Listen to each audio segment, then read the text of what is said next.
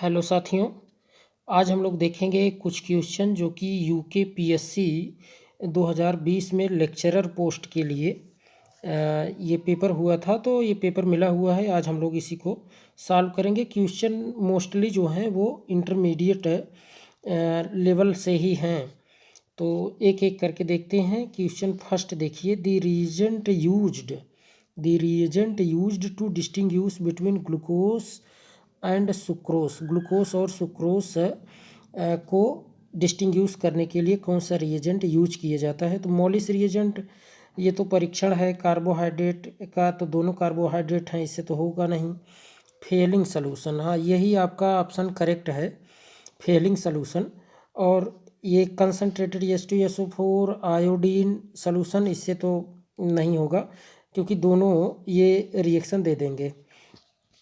अब देखिए, हम लोगों को यहाँ थोड़ा सा जानकारी एक्स्ट्रा कर लेना है कि ग्लूकोज जो होता है इसमें अगर इसका स्ट्रक्चर देखेंगे तो कुछ आपको ऐसे इस तरीके से मिलेगा, CHO, और यहाँ ये दूसरा कार्बन, तीसरा, चौथा, पांचवा और छठा, ये देखिए CH2OH, और यहाँ पर OH, और ये लेफ्ट साइड OH, ये राइट साइड OH, और ये H,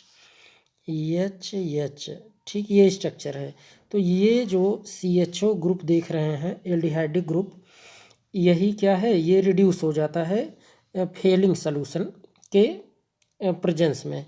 लेकिन अगर आप चेक करें, जैसे यहाँ सुक्रोज से संबंधित थोड़ा सा बातें जानिए। देखिए, सुक्रोज जो है यह है, आपको देखने को मिलेगा अल्फा डी ग्लूकोस, और साथ ही साथ यह बीटा डी फ्रक्टोस इससे मिलकर बना होता है। तो अल्फा डी ग्लूकोस का जो आपको कार्बन नंबर 1 देखने को मिलता है, कार्बन नंबर 1, और बीटा डी फ्रक्टोस का कार्बन नंबर 2, यही दोनों मिल करके क्या करते हैं, यह वो ग्लाइकोसिडिक लिंकेज बनाते हैं। तो इसमें जो रिड्यूसिंग ग्रुप होता है ग्लूकोस और फ्रक्टोस का, वो इन्वॉल्व हो जाता है। इसीलिए ये जो शुगर है, सुक्रोस आपका जो शुगर है, यह क्या होता है कि यह नॉन रिड्यूसिंग होता है, नॉन रिड्यूसिंग शुगर है, ठीक है, नॉन रिड्यूसिंग शुगर है। तो इसी की सहायता से, इसीलिए हम लोग फेलिंग सॉल्यूशन के से ही हम लोग इसको क्या कर सकते हैं, डिस्टिंग्विश कर सकते हैं। ठीक, ये बातें जानते रहिए, क्योंकि जैसे देखिए, आपको चेक करेंगे, अगर ये अल्फा डी ग्लूकोस, ये सुक्रोज की बात कर रहे हैं अभी, तो ऑक्सीजन होता है। इसके बाद आपको पहले कार्बन पर देखने को मिलेगा यहाँ पर कि इस तरीके से, तो यहाँ हाइड्रोजन हो जाएगा, ठीक, ये पहला कार्बन है, ये पहला कार्बन। तो अब यहाँ इसका जो OH है वो इन्वॉल्व हो जाता है, ठीक है, ग्लाइकोसिडिक लिंकेज बनाने में। और ये दूसरे नंबर, ये C2 कार्बन नंबर 2 है, और यहाँ तो आपको देखने को मिलता है कार्बन नंबर 1। तो होता क्या है, ये इस तरीके से बॉन्ड फिर आगे, और यहाँ पर ये सब पूरा कंप्लीट हम नहीं बना रहे हैं, ठीक। तो ये जो यहाँ चेक करिए, देखिए यहाँ पर इस कार्बन पर और इस कार्बन पर देखिए कब रिड्यूस होता है। अगर डायरेक्ट यहीं, जैसे ये यहीं पर OH अगर होता, तो जिस कार्बन से अगर एंड में आप देखते हैं कार्बन से O जुड़ा हो और उसी कार्बन से OH जुड़ा हो, तब तो वो रिड्यूसिंग हो जाएगा। लेकिन ये क्या हो गया है, ये तो इन्वॉल्व हो गया है ना, यहाँ OH है नहीं, इसलिए आपका जो सुक्रोज है वह क्या है, नॉन रिड्यूसिंग है, ठीक। तो उम्मीद करते हैं आप इसको समझे होंगे। क्वेश्चन नंबर फर्स्ट का जो आंसर होगा वो ऑप्शन बी। सेकंड क्वेश्चन देखिए, सेकंड क्वेश्चन, ये carbyl amine reaction is given by. Carbyl amine तो सभी को पता होगा कि ये प्राइमरी एमीन ही देता है। तो प्राइमरी एमीन जैसे RNH2 आप लेते हैं, RNH2 लेते हैं, और इसके बाद ये CHCl3 आप लेते हैं, ठीक, इसको लेते हैं, और इसी के साथ आप जैसे KOH या फिर NaOH, है ना, NaOH या KOH, इसके साथ रिएक्शन करवाते हैं तो होता क्या है कि यहाँ पर आपको मिल जाएगा Na2। अगर आप ये KOH लिए हैं तो K2CO3 मिल जाएगा, H2O मिल जाएगा और साथ ही साथ KCl मिल जाएगा। और ये जो मेन प्रोडक्ट आपका है RNC ये बन जाता है। और ये आपका जो है ये जान रहे हैं ये रॉटन एग जैसा स्मेल देता है।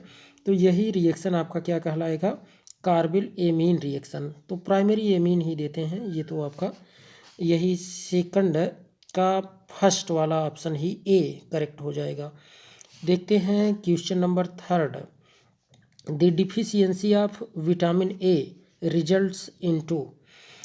Deficiency of vitamin A, vitamin A की कमी से तो ये आपका नाइट ब्लाइंडनेस हो जाता है ना। विटामिन ए की कमी से क्या होगा, नाइट ब्लाइंडनेस।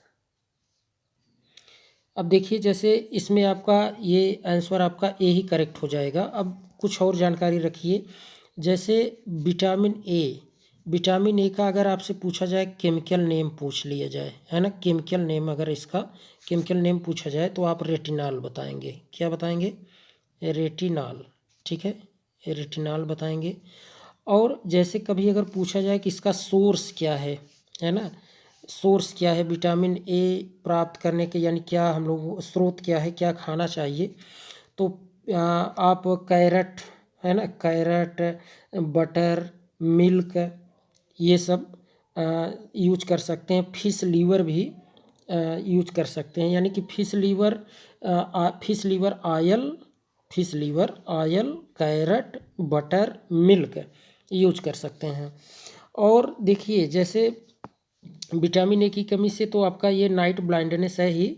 आप ये भी एक डिजीज आप एक अगर कभी मिले तो आप कहेंगे जीरोप्थैल्मिया, ठीक है, जीरोप्थैल्मिया भी याद रखे रहिए, ये भी कभी मिल सकता है, ठीक है, जीरोप्थैल्मिया ये भी अगर कहीं ऑप्शन में मिले तो जानते रहिए विटामिन ए की कमी से ही होता है।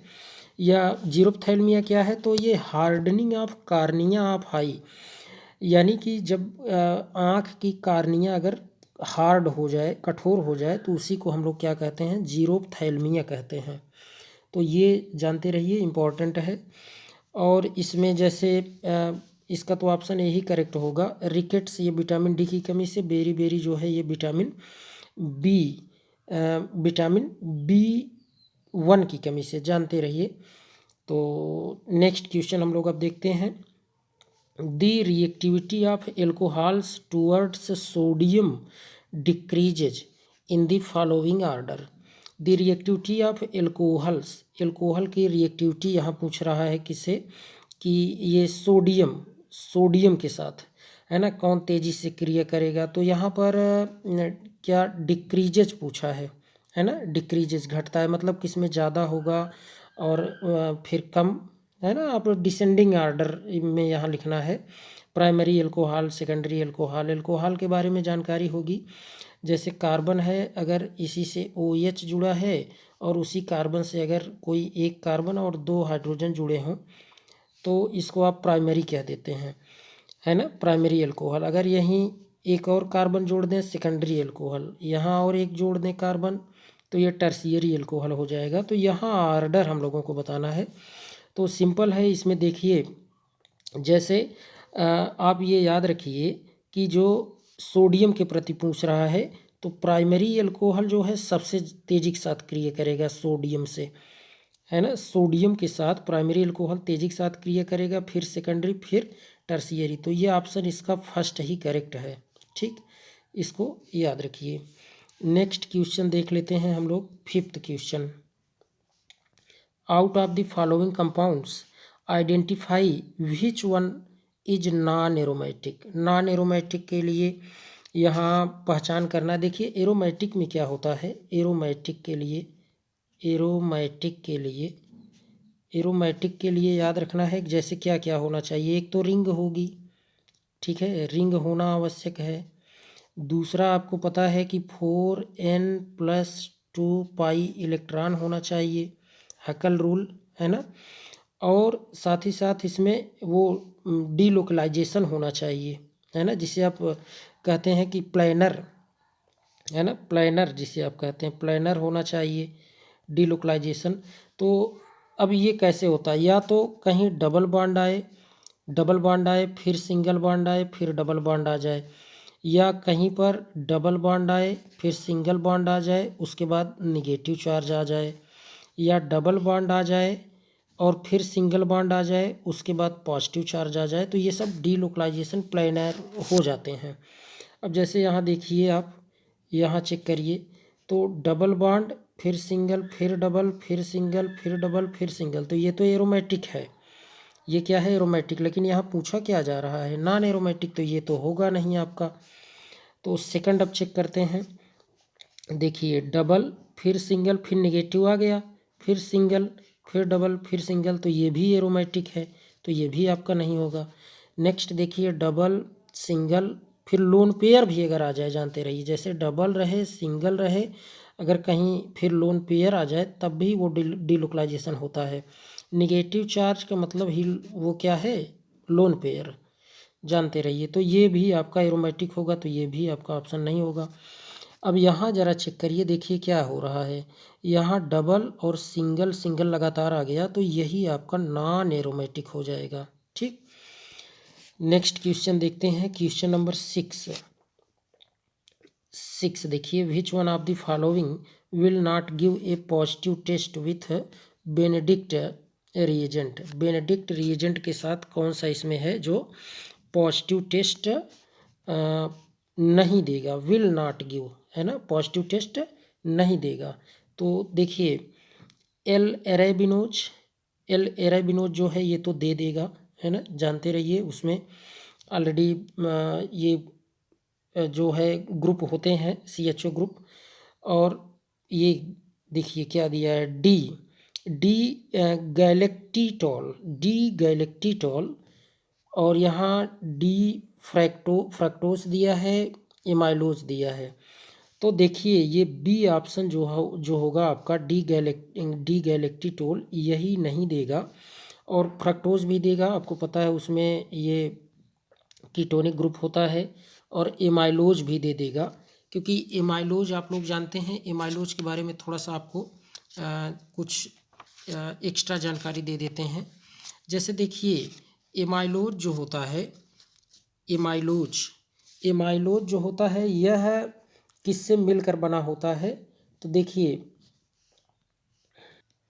देखिए जो एमाइलोज होता है, यहाँ तो जो आपका ऑप्शन करेक्ट होगा ये बी ही होगा। ठीक है, एमाइलोज से संबंधित जरा बातें समझें। एमाइलोज जो है यह स्टार्च का एक पार्ट है ना, स्टार्च, आप जानते हैं स्टार्च जो है यह मेन स्टोरेज पॉलीसैकेराइड प्लांट का होता है ना, ये जानते रहिए। और देखिए, ह्यूमन बीइंग के लिए यह एक बहुत अच्छा स्रोत होता है कार्बोहाइड्रेट का। और देखिए इसमें जैसे यह किस में पाया जाएगा, तो सेरेल्स अनाजों में, है ना, रूट्स जड़ों में, ट्यूबर्स में भी, और कुछ वेजिटेबल्स में भी पाया जाता है। यह किससे मिलकर बना होता है स्टार्च, तो अल्फ़ा ग्लूकोज से मिलकर बना होता है। ठीक है, अल्फ़ा ग्लूकोज से मिलकर बना होता है। लेकिन स्टार्च के दो भाग होते हैं, एक होता है एमाइलोज, एक एमाइलोज होता है, और एक होता है एमाइलोपेक्टिन, दूसरा क्या होता है, एमाइलोपेक्टिन होता है। ठीक, ये जानकारी रखिए, एमाइलोज और एमाइलोपेक्टिन। एमाइलोज जो होता है इसकी जानकारी रखिए कि यह ग्लूकोज, जो आपका ग्लूकोज होता है, ग्लूकोज से तो दोनों मिलकर बने हैं, लेकिन अंतर इतना है कि ये जो एमाइलोज है यह ग्लूकोज के कार्बन 1 और कार्बन 4 के मध्य ग्लाइकोसिडिक बॉन्ड से ये बनता है, और ये एक सीधी चेन होती है। ठीक, सीधी चेन। एमाइलोपेक्टिन क्या है जरा देखें, एमाइलोपेक्टिन भी ग्लूकोज से ही मिलकर बना होता है, लेकिन इसमें आपको देखने को मिलेगा एमाइलोपेक्टिन में कि कार्बन 1 जो है कार्बन 4 से ग्लाइकोसिडिक बॉन्ड तो बनाता ही बनाता है, और इसी में कार्बन एक कार्बन 6 से भी बनाता है, कार्बन 1 कार्बन 6 से भी ग्लाइकोसिडिक बॉन्ड बनाता है। तो ये जानते रहिए, अर्थात इसे आप कहेंगे कि यह ब्रांच्ड होता है ना। एमाइलोपेक्टिन कैसा होगा, ब्रांच्ड होता है। जबकि एमाइलोज जो होता है, एमाइलोज यहाँ पर दिया गया है ना, एमाइलोज, यह एमाइलोज एक स्ट्रेट चेन होती है इसकी, तो याद रखना है इसको। जबकि इसका आंसर क्या हो जाएगा, ये बी। देखते हैं नेक्स्ट क्वेश्चन, देख लेते हैं सेवंथ क्वेश्चन। देखिए सेवंथ क्वेश्चन में क्या कहा जा रहा है, conversion of phenol to salicylaldehyde, conversion of phenol to salicylaldehyde is done by which of the following name reaction. किस नेम रिएक्शन के माध्यम से फिनाल को, देखिए ये फिनाल है आपका, ये फिनाल है, फिनाल, इस फिनाल को हम लोग किस कन्वर्जन के माध्यम से इसको सैलसिलैल्डिहाइड में बदलते हैं। ये सैलसिलैल्डिहाइड आपका ये है, ये तो OH रहेगा, यहीं पर आर्थ्रो पोजीशन पर CHO जोड़ देते हैं। तो किसके माध्यम से हम लोग इसको चेंज करते हैं, तो देखिए ये सभी को पता होगा कि रीमर टीमन रिएक्शन के माध्यम से इसको किया जाता है ना। यहाँ पर आप CHCl3 लेते हैं और NaOH या KOH ले लेते हैं, ठीक। तो ये चेंज हो जाता है सैलसिलैल्डिहाइड में। अगर आप इसी CHCl3 के प्लेस पर CCl4 ले लेते हैं तो यहाँ तब सैलसिलिक एसिड बनता है, और सैलसिलिक एसिड में केवल इसी CHO के प्लेस पर COOH जुड़ जाता है, तो वह सैलसिलिक एसिड हो जाता है। तो इसका ऑप्शन डी करेक्ट होगा, ये जानना है। Next question number 8, which one of the following is present in Poppy seeds. Poppy seeds में क्या देखने को मिलता है, क्या उसमें निकोटीन होगा या कोकेन होगा या फिर मॉर्फिन। तो मॉर्फिन ही यही होता है, ये जानते रहिए। इससे जैसे अस्थमा, दमा, इन सब से संबंधित जो भी ये लंग से संबंधित ये अस्थमा, दमा, ये सब डिजीज हैं, इसको इसी से ठीक किया जाता है। तो यह है पॉपी सीड्स जो है, इससे ये मॉर्फिन में उपस्थित होता है, तो जानते रहिए। Next question, what is the name of the following compounds according to IUPAC system. देखिए IUPAC सिस्टम नॉमेनक्लेचर के अकॉर्डिंग इसमें कौन सा करेक्ट है। तो देखिए देखने से ही आपको क्लियर हो जाना चाहिए कि यहाँ चेक करिए, देखिए COOH ग्रुप है तो यहीं से नंबरिंग हो जाएगी, 1 कार्बन 2 कार्बन, ये 3 कार्बन, ये 3 कार्बन और ये 4th कार्बन। थोड़ा सा इसको जूम करते हैं जिससे अच्छे से आपको दिखे। देखिए 1 कार्बन, ये 2, ये 3 और ये 4, ठीक। तो अब देखिए ये प्रियॉरिटी ऑर्डर में COOH जो है यह OH से ज़्यादा प्रायर है, यानी मोस्ट प्रायर है। तो अब इसका जो बच गया और ये मेथिल ग्रुप जो बच गया, इसको हम प्रीफिक्स में यूज करेंगे और इसका सफिक्स यूज करेंगे अनुलग्न। और OH और CH3 का ऑलरेडी इसका हम लोग प्रीफिक्स यूज करेंगे, तो हाइड्रॉक्सी OH का हाइड्रॉक्सी हो जाएगा। हाइड्रॉक्सी H से शुरू है, मेथिल जो है M से, तो 2 पर ही हाइड्रॉक्सी पहले बोलना पड़ेगा। तो 2 हाइड्रॉक्सी, यहाँ लिखा भी गया है 2 हाइड्रॉक्सी और 3 मेथिल। उसके बाद देखिए टोटल कितने कार्बन है, 4 है, तो ब्यूट लिखेंगे। सिंगल बॉन्ड है प्रत्येक कार्बन के बीच में, तो एन लिखेंगे, लेकिन ई नहीं लगाएंगे, ध्यान देना। और उसके बाद इसके लिए हम लोग क्या लगा देंगे, ओइक। तो यही है इसमें, तो ऑप्शन फर्स्ट ही आपका करेक्ट हो गया। देखिए ऑप्शन आपका पहला ही यही करेक्ट हो जाएगा, 2 हाइड्रॉक्सी 3 मेथिल ब्यूटेनोइक एसिड, ठीक। और तो ये सब सही नहीं है। देखिए नेक्स्ट क्वेश्चन और लास्ट आज का क्वेश्चन, हम लोग ऐसे क्रम से देखते रहेंगे सभी क्वेश्चन, ठीक है, वीडियो अधिक लंबी हो जाएगी। विच one of the following vitamins is a water soluble vitamin. Water soluble तो याद रखे रहिए B और C है, ठीक। तो इस हिसाब से मिलाइए, विटामिन ए, विटामिन के, विटामिन ई, विटामिन सी। तो आपका वाटर सॉल्युबल ये विटामिन सी मिल गया, है ना। विटामिन बी है नहीं इसमें कहीं। और कभी अगर पूछा जाए फैट सॉल्युबल, है ना, फैट सॉल्युबल, तो आप याद रखे रहिए ADE और के। ठीक, अगर उल्टा आप आएंगे इधर से इधर तो आप कह सकते हैं कीड़ा, है ना, केडा। तो याद रखिए ये फैट सॉल्युबल है, और ये क्या है, ये आपके बी और सी जो है ये वाटर सॉल्युबल हैं। ठीक, वाटर सॉल्युबल हैं। तो वीडियो आपको कैसी लगी? यदि आपको अच्छी लगी हो, आप नए हो चैनल पर, तो ज़रूर चैनल को सब्सक्राइब करिएगा। तो आज के लिए इतना ही। थैंक्स।